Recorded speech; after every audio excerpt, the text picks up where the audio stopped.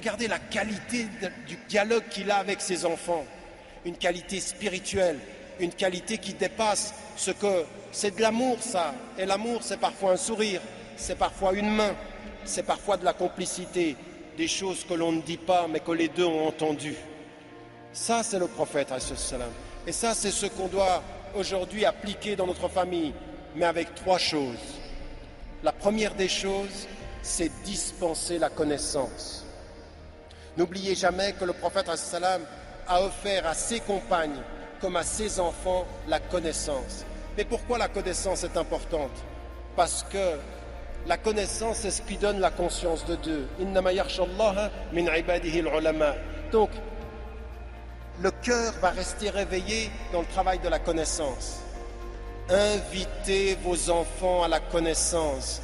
Éteignez les postes de télévision quand il n'y a rien d'intéressant. Ouvrez les livres pour lire. Donnez des livres de littérature, d'imaginaire. Façonnez les intelligences, façonnez les esprits. Le prophète salam a été enseigné par Dieu qui était Rabbul Alamin. Rabbul Alamin, il lui dit Wal Qamar, il lui dit Wal Fajr, il lui dit Was Sama, il lui dit regarde, ça c'est un livre, lis, apprends, sois curieux. Vous devez donner à vos enfants le sens de la curiosité, le sens de la connaissance, le sens du livre. Il faut un djihad de l'intelligence, il faut un djihad de la lecture. Ça ne suffit pas de venir à une conférence islamique en entendant « Iqra bismi rabbik » et puis de dire « l'islam dit ça », les musulmans ne le disent plus. L'islam dit « Iqra bismi rabbik », les musulmans ne le disent plus dans leur famille. Prends des livres sur l'islam. Mais quels sont les livres sur l'islam? Uniquement des livres qui parlent de l'islam? Non. Des livres sur la société, des livres sur les êtres humains, des livres sur les droits, des livres sur la sociologie. Tous les livres qui façonnent l'intelligence orienteront ton cœur si tu es dans la lumière, Inch'Allah. Et ça, c'est une chose qui est importante. Renouer avec l'intelligence dans la maison. Deuxième des choses, il faut offrir énormément de cette présence et de cette tendresse. Et là encore, ce n'est pas simplement une question de quantité, c'est une question de qualité. De qualité de présence, de qualité de communication, de trouver à écouter davantage, à dire davantage.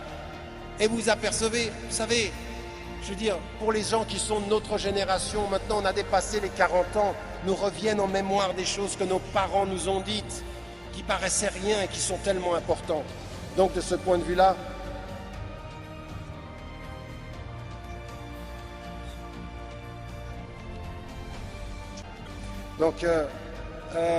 il faut de ce point de vue-là aussi beaucoup insister sur toutes ces dimensions de la connaissance, puis ensuite sur ce dialogue à la maison.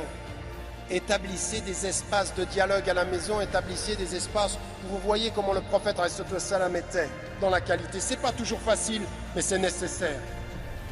La troisième des choses que je voulais mettre en évidence, c'est qu'il faut donner à vos enfants aussi de la liberté et de l'autonomie. Alors, vous savez, moi je suis le premier. Aujourd'hui, quand je vois la liberté que j'ai eue quand j'étais enfant, je sais les dangers de la société, je vois bien. Et mon amour pour mes enfants, ma peur pour mes enfants, a fait à des moments donnés que j'ai envie de les protéger par trop de protection, de fermer, voire même de douter. Et il me renvoie aujourd'hui, il y a des moments donnés, il dit le manque de confiance. Il faut, c'est un djihad pour les parents, c'est un véritable effort, te donner un peu de liberté. Mais il y a une chose qui est importante, éduquer son enfant, c'est lui donner des outils. Va jusqu'au bout de donner les outils. Ensuite, toi, tu les utilises. Les outils, c'est la connaissance. Dispenser la connaissance islamique fondamentale. Arkan al-Islam, la proximité avec le Coran. Faites de vos habitations quelque chose où il y a ce parfum-là. Il y a ce parfum du Coran, de la lecture, de l'écoute. C'est tellement important. Il faut un parfum particulier. Arkan al-Islam. Et puis le mois du Ramadan, l'exploiter, que ça soit même familial. Il y a des parents qui ne savaient rien de l'islam, qui ont donné à des enfants ici des choses extraordinaires. Ils avaient peu de connaissances islamiques, mais ils aimaient Dieu, ils aimaient le prophète et ils aimaient leur religion. Et dans la maison, ça se sent. je vais vous dire une chose.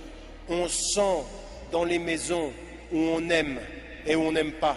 Il y a des maisons où c'est rigide, il y a des maisons où on sent qu'on aime la foi, le bien, la transparence, le service. C'est ça qu'il faut faire et ça c'est fondamental. C'est ça qu'il faut donner à ses parents aussi, leur donner les moyens d'être autonomes. Et savoir une chose, tu sais, je t'ai éduqué en te donnant les outils, un jour tu vas me quitter et avec les outils tu vas faire ta vie.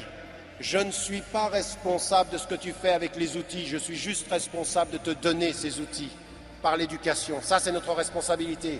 Connaissance, affection, parce que l'affection c'est la protection, parce que l'affection c'est le bien-être, et puis un peu de liberté. Vas-y, tu vas te cogner, tu vas tomber, je suis là. Mais il y a une chose que j'aimerais te dire, en toutes circonstances, dans la relation de l'homme et de la femme, n'oubliez jamais Ar-Rahma. Rohama bainahum, ça commence à la maison. Il faut que les femmes, une femme, toi, personnellement, il faut qu'un homme, un mari, toi, personnellement, tu apprennes à pardonner à ton mari ou tu apprennes à pardonner à ton épouse. N'oubliez jamais le pardon. N'oubliez pas le pardon. Quand le prophète il nous dit Man satara mu'minan fi dunya, il parle à tous les musulmans, mais il parle déjà de ta femme. Qui est le premier à te voir dans ta vie privée, ta femme ou ton mari? Protège-le. Fais comme Khadija radiallahu anha, protège. Donc il faut protéger et pardonner. Avec ton fils, c'est la même chose. Savoir protéger et pardonner à ses enfants aussi. Laissez aller, vas-y, je te pardonne, tu vas tomber, mais je veux te dire une chose. Quoi que tu fasses, quelle que soit l'erreur que tu fasses, quelle que soit l'erreur que tu fasses dans cette société ou ailleurs, je suis ton papa, je suis ta maman, reviens. Il y a toujours une place dans mon cœur, même si apparemment il n'y en a pas. Et je propose à toutes les mamans et à tous les papas, ne fermez jamais définitivement la porte de votre cœur. Jamais. Jamais. Apprenez à pardonner. Nos enfants ont besoin de pardon. Ils ont besoin d'amour. Ils ont besoin de cet accueil. Ne jamais fermer cette porte. Et je termine maintenant simplement en disant une chose.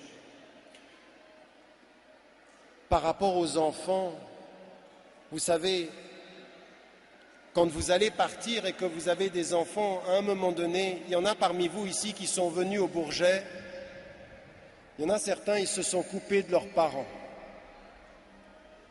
Il y en a certains qui ne parlent pas bien à leur père, qui parlent bien à leur mère. Il y en a certains dont le papa est mort ou dont la maman est morte. On est ici et on parle de la famille. Vous savez, on est très clair là-dessus. On est extrêmement clair en islam là-dessus. وَقَضَى رَبُّكَ أَلَّا تَعْبُدُوا إِلَّا إِيَّاهُ وَبِالْوَالِدَيْنِ إِحْسَانًا. Le prophète, Allah SWT nous dit, après Allah SWT, il y a nos parents. إِمَّا يَبْلُغَنَّكَ عِنْدَكَ الْكِبَرَ أَحَدُهُمَا أَوْ كِلَاهُمَا فَلَا تَقُلْ لَهُمَا أُفٍّ. Si tu les accompagnes, vous savez, subhanallah, même vous savez, même avec ses parents, il y a quelque chose qui est d'une force de l'amour qui est tellement importante. Regardez subhanallah, le vocabulaire coranique. وَإِنْ جَاهَدَاكَ عَلَىٰ أَنْ تُشْرِكَ بِي مَا لَيْسَ لَكَ بِهِ عِلْمٍ فَلَا تُطِعْهُمَا. Si tes parents te demandent de faire quelque chose injustement vis-à-vis de Dieu, ne leur obéis pas. Ça veut dire en fait que ton amour, il est toujours lié à tes principes. Tu n'aimes pas aveuglément. Je t'aime papa, je t'aime maman. Mais si tu me demandes devant Dieu de faire quelque chose qui lui déplaît, je ne peux pas. La ta'ata li makhlouqin fi ma'siyatil khaliq. Tu n'obéis pas à une créature en désobéissance aux créatures. C'est pas possible. Je ne peux pas. Et le Coran te le dit, s'il t'oblige ou t'invite à quelque chose qui est contre, alors ne leur obéis pas. Mais attendez, regardez ce qui vient. وَصَاحِبْهُمَا فِي الدُّنْيَا مَعْرُوفًا. Et accompagne-les de la meilleure des façons. En d'autres termes, mon amour n'est pas aveugle, mais même si vous ne respectez pas les principes, par ordre de Dieu, je dois vous accompagner. Et regardez le vocabulaire coranique, je termine tout de suite. C'est fini, merci. Inch'Allah les frères, tout de suite. Donnez-moi 2 minutes et je conclus. Regardez le vocabulaire coranique. وَاتَّبِعْ سَبِيلَ مَنْ أَنَابَ إِلَيْهِ. Regardez les 2 mots ici. Ça, on ne fait pas assez en islam, on ne fait pas assez dans nos commentaires. Allah SWT, il nous dit 2 choses dans le Coran. Accompagne-les de la meilleure des façons. Donc, les parents qui n'auraient pas suivi l'islam ou qui te demanderaient quelque chose d'injuste, وَاتَّبِعْ سَبِيلَ, et suis le chemin. Accompagne-les et suis le chemin.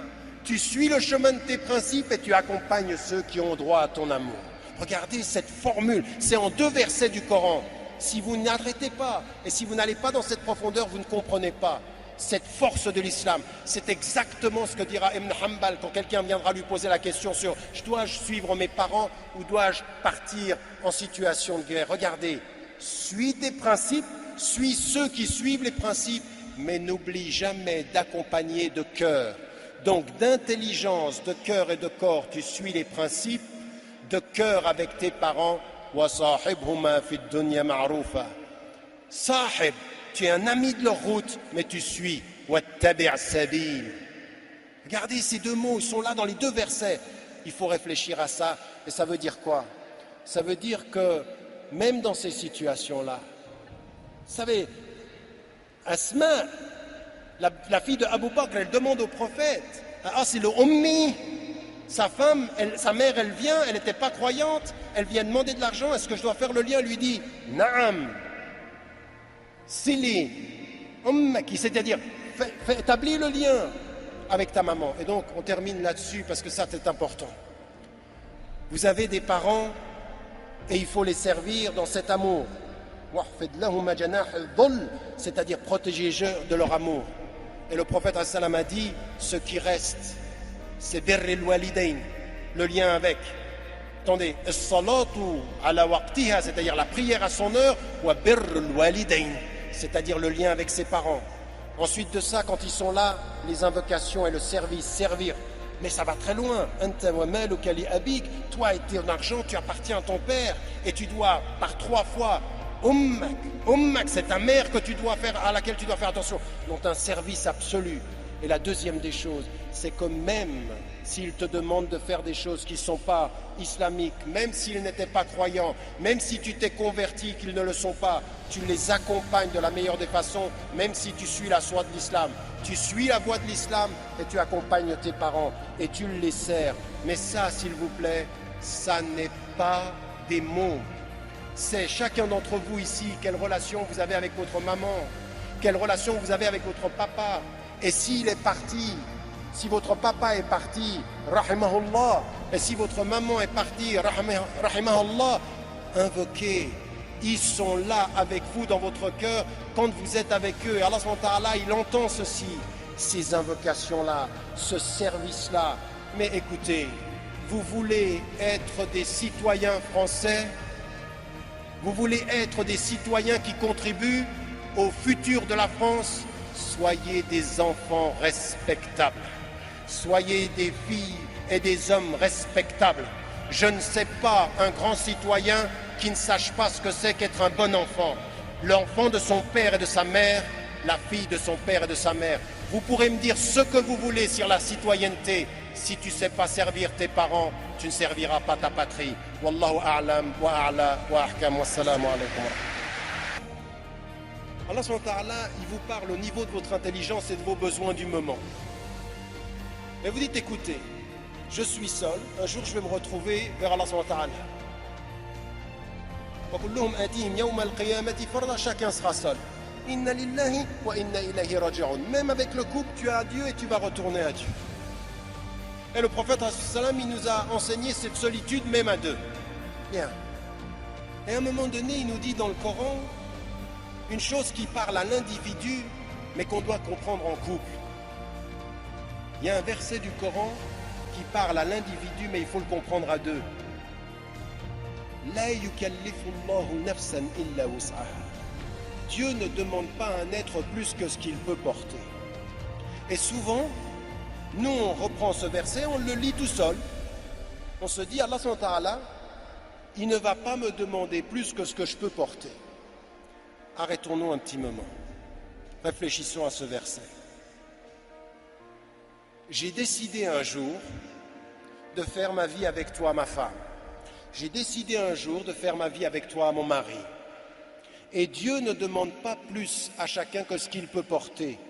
Mais ce qu'il peut porter, il doit le porter. On est d'accord? Le verset, c'est bien ce qu'il veut dire. Tu ne porteras pas plus que ce que tu peux porter, mais ce que tu peux porter, il faut le porter. Et tu dois porter. Tu dois te poser la question, est-ce que je vais jusqu'au bout?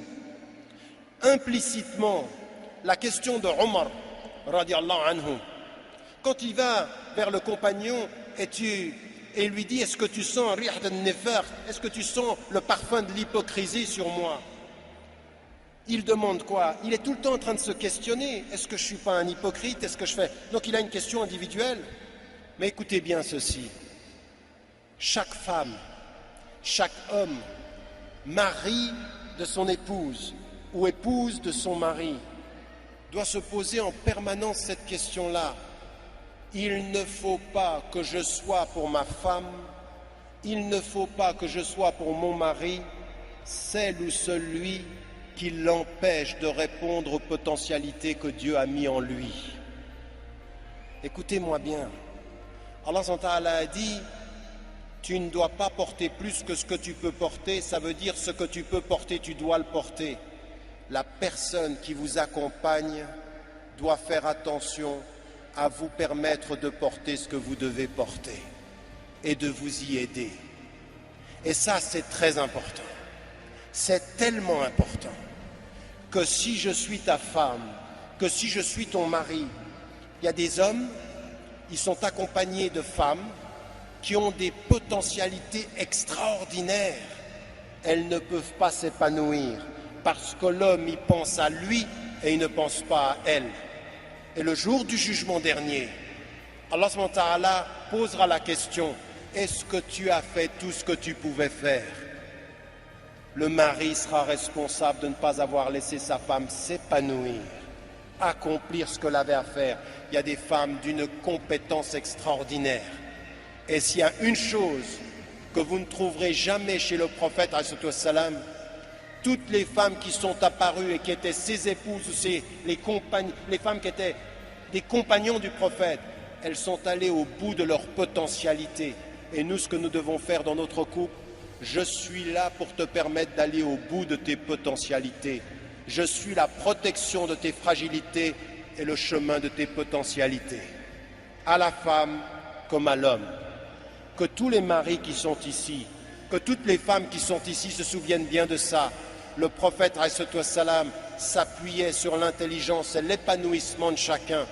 Vous ne faites pas un couple sans épanouissement potentiel. Chacun doit le vouloir pour soi et chacun doit le vouloir, Inch'Allah, pour l'autre. Et ça, c'est une dimension importante. J'aimerais mettre en évidence un certain nombre de choses qu'il faut vraiment réaliser avec ses enfants aussi. Vient un jour où on a des enfants, vient un jour où il faut accompagner ses enfants. Et j'aimerais simplement vous dire, n'oubliez jamais que vous êtes un homme, que vous êtes une femme et que vous n'êtes pas simplement des parents. Ne faites pas en sorte que vos enfants vous empêchent d'être des femmes et des hommes et que vous ayez à répondre à Allah subhanahu wa ta'ala. Il ne faut pas oublier ça. Vous n'êtes pas que papa, vous n'êtes pas que maman. Vous êtes des êtres humains qui cherchez leur accomplissement. À un moment donné de votre vie, il faut reprendre des études. À un moment donné de votre vie, quand vos enfants, vous leur avez donné, accompagné, il faut vous prendre en charge. Vous n'êtes à la charge devant Dieu que de vous-même.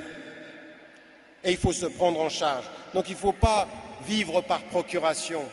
Qu'aucun homme dans sa famille, qu'aucune femme dans sa famille ne vive par procuration. Vous ne pourrez pas le jour du jugement dernier dire « Ah mais moi je vivais pour eux ». Non, Si vous vivez pour eux en vous négligeant, si vous n'êtes pas épanoui, si vous êtes une tristesse dans votre quotidien, alors vous n'y arriverez pas. Vous ne pourrez pas répandre la paix et le bonheur si vous ne le vivez pas un peu. Donc, c'est une exigence personnelle. Et par rapport aux enfants, n'oubliez jamais que le prophète, salam, il était de ce point de vue-là également d'une façon extraordinairement affectueuse et tendre. Le prophète, salam, et ça c'est dans la famille, c'est très important. À quoi sert un papa et à quoi sert une maman? La première des choses dans l'espace social, c'est à donner la protection. Comment protège-t-on son fils et comment protège-t-on sa fille? Par deux voies que vous allez retrouver chez le prophète, salam. Le prophète, salam, utilise tous les jeunes hommes à côté de lui pour leur donner des conseils. Il travaille avec leur intelligence et en même temps, il les couvre de son affection. Il les prend pendant la khutbah du vendredi et il les porte sur ses mains. Il les laisse se mettre sur son dos pendant qu'il prie. Il les embrasse devant toute la communauté. Il a, le prophète, l'affection visible. Il protège de la foi ses enfants et de son affection. Il donne de son affection et il offre tactilement. Il touche ses enfants, il les embrasse. Et à ce bédouin qui lui dit « Moi j'ai 10 enfants, je n'en ai embrassé aucun », il lui parle de rahma. Allah subhanahu wa ta'ala, il donne ça à qui? Les ruhama. Ar-Rahman, Ar-Rahman. Ar-Rahman, c'est le miséricordieux qui donne ça au Ruhama. Cette dimension-là, dans la famille aujourd'hui, il faut qu'on revienne à ça. Ne transformez pas la famille musulmane en un corps de principe. La famille musulmane, c'est un souffle, c'est une spiritualité, c'est un cœur. Le prophète, salam, il parle à l'intelligence et il parle au corps. Il protège le corps et il questionne l'intelligence de ses enfants, de tous ceux qui vont être avec lui. Et là, tous ces enfants qui l'ont accompagné, des femmes, comment il est avec, subhanallah, comment il est avec sa propre fille, comment il est avec Fatima, radiallahu anha, comment il lui parle, comment il lui fait comprendre, tu es venu à moi chercher du matériel, je ne peux pas te le donner. Elle était venue chercher un servant ou une servante qui puisse l'aider, je dis je peux pas. Moi, ce que je peux te donner, c'est Subhanallah, Walhamdulillah, Wallahu Akbar. Et il vient lui donner ça à son chevet, au chevet de son lit. Regardez le prophète, salam, en plein milieu de la nuit. Elle est venue chercher de jour du physique. Il est allé vers elle, lui donner au bord de son lit la nuit du spirituel. Ça, je peux te le donner. Ça, c'est gratuit parmi les hommes, très lourd auprès de Dieu. C'est très lourd. Le prophète il nous a enseigné qu'il y a des paroles, c'est rien auprès des hommes. Habibatan Rahman, c'est aimer de Dieu, c'est lourd. Ça, je te le donne à toi, ma fille. Tu es venu. Regardez comment il parle à son cœur, comment il l'écoute. Il a entendu une question. De là où je suis, je ne peux pas te répondre, mais de là où tu peux m'entendre, je vais te répondre au cœur de la nuit. Voilà le prophète salam avec sa fille. Et il la reçoit, il se lève quand il la reçoit. Fatima, qui était elle aussi une femme très engagée auprès des pauvres, juste avant de partir, il l'a fait pleurer et sourire. Je vais partir, elle pleure, tu seras la première à me rejoindre et elle sourit.